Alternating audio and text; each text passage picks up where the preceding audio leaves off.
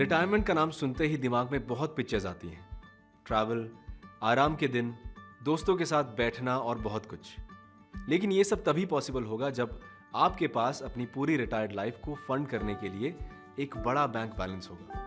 क्योंकि रिटायरमेंट एक ऐसा टाइम है जब आपकी एक्टिव इनकम नहीं होगी और अनलाइक डेवलप्ड कंट्रीज इंडिया में कोई गवर्नमेंट सपोर्ट भी नहीं है। ऊपर से मेडिकल एडवांसमेंट से इंक्रीजिंग लाइफ एक्सपेक्टेंसी का मतलब है कि आपकी रिटायर्ड लाइफ 25 से 30 साल हो सकती है। इसका मतलब है कि अगर आपने रिटायरमेंट की प्लानिंग सही नहीं की तो आपको रिटायरमेंट की उम्र में भी पैसों के लिए काम करना पड़ सकता है, जो किसी का भी ड्रीम रिटायरमेंट नहीं होता। शायद इन्हीं कारणों की वजह से गवर्नमेंट ऑफ इंडिया ने एनपीएस यानी नेशनल पेंशन सिस्टम को सेटअप किया और हम इस वीडियो में आपको इसके बारे में सब बताएंगे।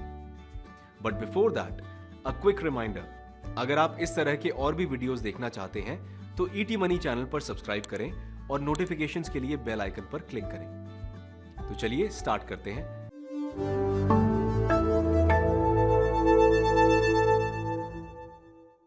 – 2004 में गवर्नमेंट ने फर्स्ट टाइम एनपीएस को गवर्नमेंट एम्प्लॉयज के लिए इंट्रोड्यूस किया था, लेकिन बाद में 2009 में इसे सभी के लिए ओपन कर दिया गया। अब चाहे आप प्राइवेट सेक्टर में हो या फिर सेल्फ एम्प्लॉयड हो, आप इसमें रिटायरमेंट के लिए सेव कर सकते हैं। ये एक वॉलंटरी रिटायरमेंट स्कीम है और इंडियन सिटीजन्स जिनकी एज 18 से 65 के बीच में है इन्वेस्ट कर सकते हैं। एनपीएस को डिटेल में समझने के लिए इसके स्ट्रक्चर को थोड़ा समझ लीजिए।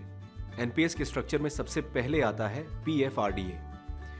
एनपीएस की एडमिनिस्ट्रेशन और रेगुलेशन का काम pension fund regulatory and development authority यानी कि पीएफआरडीए के पास है। पीएफआरडीए को ओल्ड एज इनकम सिक्योरिटीज को बढ़ावा देने के लिए एस्टैब्लिश किया गया था। इसका काम पेंशन फंड्स को डेवलप और रेगुलेट करने के साथ ही एनपीएस सब्सक्राइबर्स के इंटरेस्ट को प्रोटेक्ट करना है। इसके अलावा एनपीएस के स्ट्रक्चर में पेंशन फंड मैनेजर्स का भी सबसे इंपॉर्टेंट रोल है। आपका इन्वेस्ट किया हुआ पैसा सिलेक्ट फंड मैनेजर्स ही मैनेज कर सकते हैं, जो कि गवर्नमेंट से अप्रूव्ड होते हैं। आप इन 7 फंड मैनेजर्स में से कोई एक अपने लिए सिलेक्ट कर सकते हैं।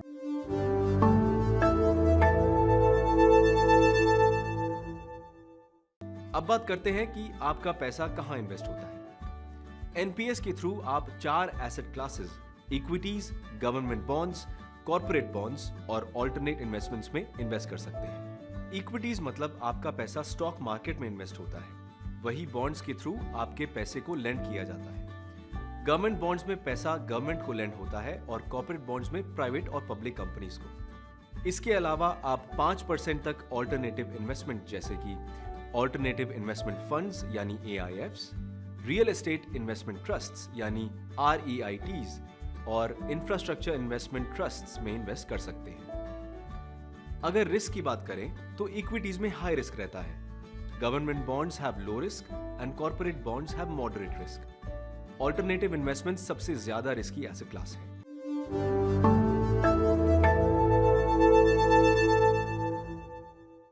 आइए अब बात करते हैं कि ये कैसे डिसाइड होता है कि हर एसेट क्लास में कितना पैसा इन्वेस्ट होगा। एनपीएस में आप अपने रिस्क के अकॉर्डिंग एसेट एलोकेशन डिसाइड कर सकते हैं। ऐसा करने के लिए आपको 2 तरीके मिलते हैं, एक्टिव चॉइस और ऑटो चॉइस।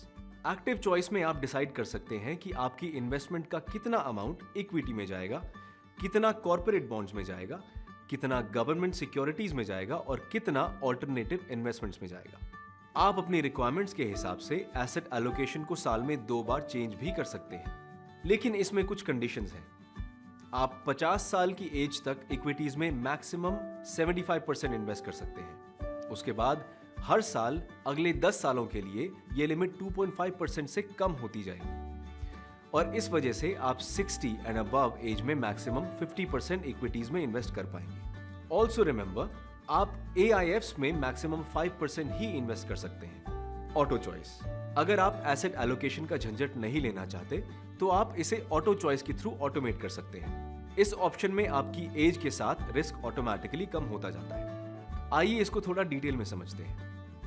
आपको 3 लाइफ साइकिल फंड्स का ऑप्शन मिलता है, जिससे आप डिसाइड करते हैं आपका स्टार्टिंग एसेट एलोकेशन क्या होगा और वो कैसे चेंज होगा। ये 3 लाइफ साइकिल ऑप्शंस हैं: aggressive life cycle fund, moderate life cycle fund और conservative life cycle fund. Aggressive life cycle fund उनके लिए सूटेबल है जो हाई रिस्क ले सकते हैं। इस ऑप्शन में इक्विटी में मैक्सिमम 75% इन्वेस्ट होता है अगर आपकी एज 35 या उससे कम है। उसके बाद हर साल इक्विटी एक्सपोजर 4% ऑटोमेटिकली कम होता है till you reach the age of 55। इसका मतलब जब आप 55 साल के होंगे तो आपका इक्विटी एक्सपोजर सिर्फ 15% होगा। इक्विटी से रिड्यूस हुआ एलोकेशन कॉर्पोरेट बॉन्ड्स और गवर्नमेंट बॉन्ड्स में शिफ्ट हो जाता है। मॉडरेट लाइफ साइकिल फंड में इक्विटी एलोकेशन 50% से शुरू होकर 10% तक रिड्यूस होता है। वहीं कंजर्वेटिव लाइफ साइकिल फंड में ये 25% से शुरू होकर 5% तक जाता है। कहां और कैसे आपके पैसे इन्वेस्ट होते हैं ये तो आपने जान लिया। चलिए अब बात करते हैं कि इस पैसे को कब और कैसे विड्रॉ कर पाएंगे।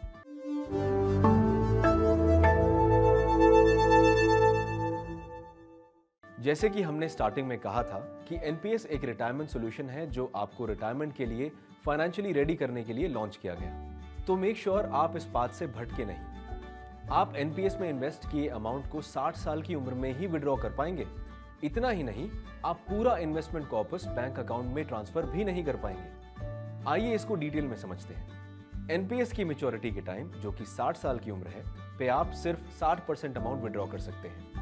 अब आप सोच रहे होंगे कि व्हाई ओनली 60%? इसका रीजन है कि पीएफआरडीए ने तय किया है कि आपकी पूरी रिटायरमेंट में एक रेगुलर इनकम होनी चाहिए। इसीलिए बाकी 40% आपको एक रेगुलर इनकम के तौर पर विड्रॉ करनी पड़ेगी। इसे आसान बनाने के लिए बाकी 40% एक एन्युटी प्रोवाइडर को दिए जाते हैं जो आप सिलेक्ट कर सकते हैं। एन्युटी प्रोवाइडर आपको पेंशन के तौर पर हर महीने एक फिक्स्ड अमाउंट देगा। हालांकि एनपीएस आपका पैसा रिटायरमेंट तक लॉक करता है। इसमें से आप कुछ स्पेशल कंडीशंस जैसे कि कोई सीरियस इलनेस या फिर बच्चों की हायर एजुकेशन के लिए पार्शियल विड्रॉल पहले भी कर सकते हैं। ये प्री मैच्योर विड्रॉवल आप 3 बार कर सकते हैं, लेकिन आप अपने कंट्रीब्यूशन का 25% तक ही ले सकते हैं। ये विड्रॉल फैसिलिटी आपको 3 साल इन्वेस्ट करने के बाद मिलती है।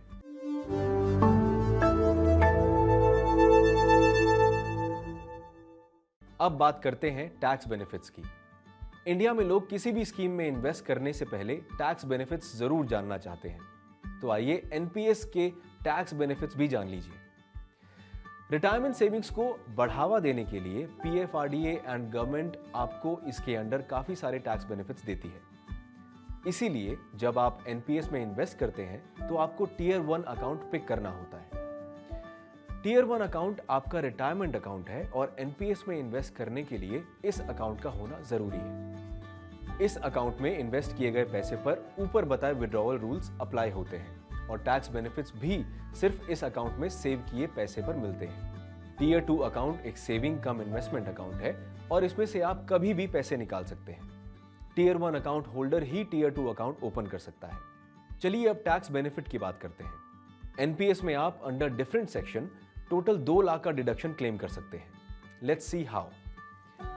अंडर सेक्शन 80C आप एनपीएस में 1.5 लाख तक की इन्वेस्टमेंट करके डिडक्शन क्लेम कर सकते हैं। इसके अलावा आप सेक्शन 80CCD1B के अंडर एनपीएस में एडिशनल 50,000 इन्वेस्ट करके डिडक्शन क्लेम कर सकते हैं। इतना ही नहीं, अगर आपका एम्प्लॉयर एनपीएस का ऑप्शन अवेलेबल करवाता है तो आप अपनी बेसिक सैलरी प्लस डीए का 10% तक इन्वेस्ट करके और भी टैक्स बचा सकते हैं। बट इसके टैक्स बेनिफिट्स यहीं खत्म नहीं होते। एनपीएस EEE यानी एग्जेम्प्ट के लिए क्वालिफाई करता है। इसका मतलब है कि आपकी इन्वेस्टमेंट को 3 तरह की छूट मिलती है। पहला एग्जेम्पशन इन्वेस्टमेंट करने पे मिलता है, जिसके बारे में हमने स्टार्टिंग में बात की थी। दूसरा एग्जेम्पशन आपकी इन्वेस्टमेंट से जनरेट हुए रिटर्न्स पे मिलता है। एज पर द रूल्स आपको रिटर्न्स पे किसी तरह का टैक्स नहीं देना होता। और फाइनली जो मैच्योरिटी पे आपको अमाउंट मिलता है उस पर भी यू डोंट हैव टू पे टैक्स। सो तीसरा एग्जेम्पशन। इंडिया में ये EEE बेनिफिट सिर्फ एनपीएस, पीपीएफ और सुकन्या समृद्धि योजना में मिलता है और इस कारण NPS is one of the most tax friendly investment products. And this brings us to the end of our video. जैसा कि आपने देखा, एनपीएस आपकी रिटायरमेंट के लिए सेव करने का काफी अच्छा ऑप्शन है। तो अगर आप इसमें इन्वेस्ट करना चाहते हैं तो नीचे दिए गए लिंक पर क्लिक करें और ईटी मनी ऐप डाउनलोड करें। यहां आप विद इन मिनट्स एनपीएस में इन्वेस्ट कर सकते हैं। No paper work, no hassle. और हाँ, अपने दोस्तों के साथ ये वीडियो शेयर करना ना भूलें। Mutual fund investments are subject to market risks. Read all scheme related documents carefully.